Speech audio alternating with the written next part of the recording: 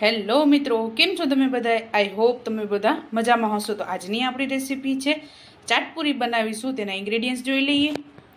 તો આપણે આ એક બાઉલ મેંદાનો લોટ લીધેલો છે અને મેં ચારીને લીધેલો છે. જરૂર અનુસાર પાણી લોટ બાંધવા માટે.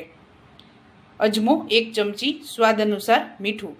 તો ચાલો રેસીપી સ્ટાર્ટ કરીએ. સૌપ્રથમ આપણે લોટ બાંધીશું. તો આપણે અહીંયા મેંદાનો લોટ એડ કરશું.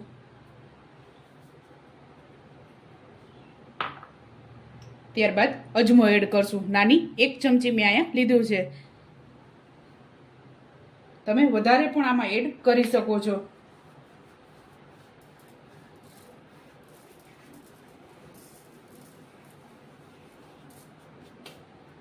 આ ચોમાસામાં ચા સાથે ખાવાની પણ ખૂબ જ મજા આવે છે. ત્યારબાદ સ્વાદ અનુસાર મીઠું એડ કરશું. મોણ માટે તેલ એડ કરશું.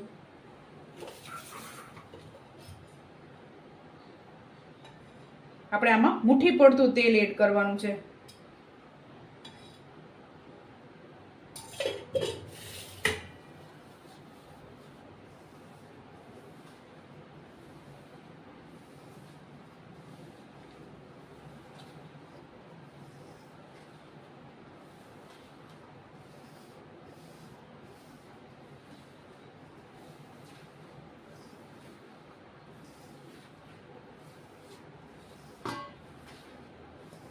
આ રીતે આપણે બધા લોટમાં તેલ દેવાય એટલું આપણે આમાં તેલ એડ કરવાનું છે.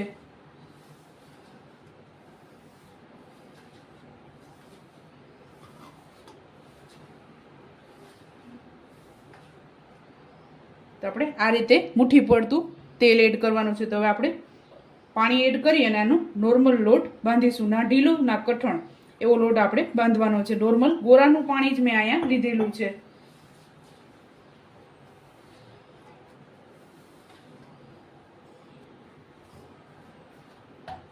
તો આપણે આ લોટ બંધાઈ ગયો છે. આ રીતે લોટ બાંધવાનો છે. બહુ કઠણ પણ નહીં અને ઢીલો પણ નથી બાંધવાનો.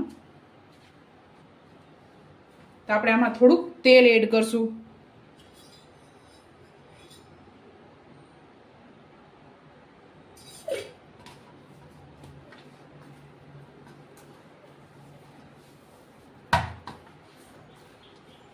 તો આપણે આને 10 થી 15 મિનિટ આપણે આને રેસ્ટ આપવાનો છે લોટને.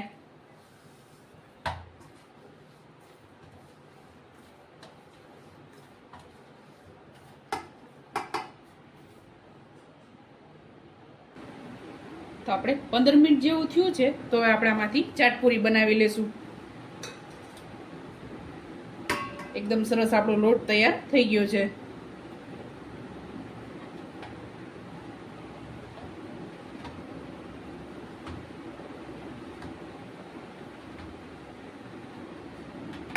તો આપણે આમાંથી ચાટપુરી બનાવી લેશું.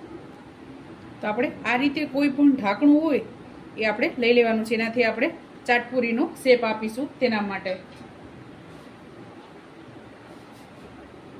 તો આપણે અહીંયા મોટી રોટલી બનાવીશું એક.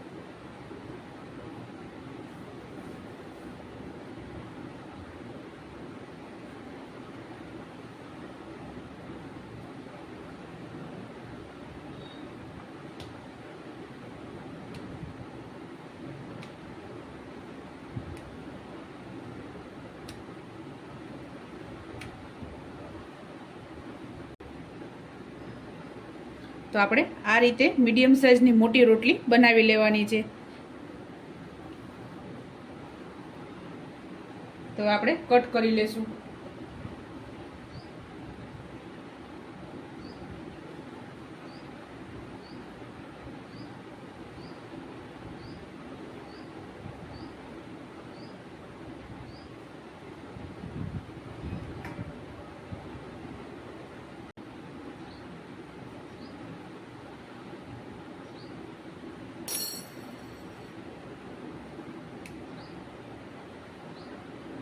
તો આપણે આ રીતે ચાટપુરી બનાવી લેવાની છે.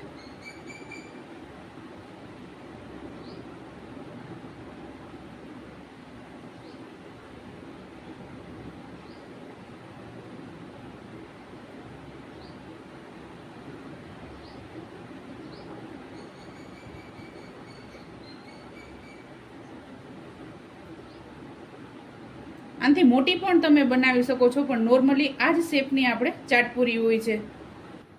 તો આપણું અહીંયા તેલ ગરમ થઈ ગયું છે, તો ચાટપુરીને તરી લેશું. ગેસને આપણે મીડિયમ જ રાખવાનું છે, કારણ કે આપણે આને એકદમ ક્રિસ્પી કરવાની છે ને ગોલ્ડન બ્રાઉન.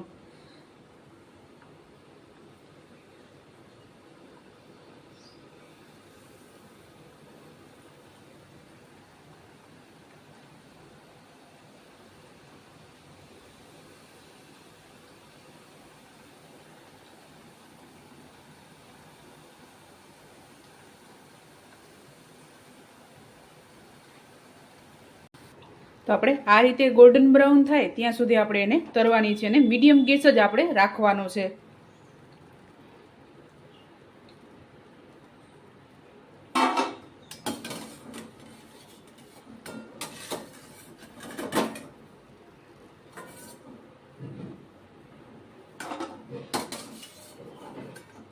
આપણે આ જ રીતે બધી ચાટપુરી બનાવી લેશું.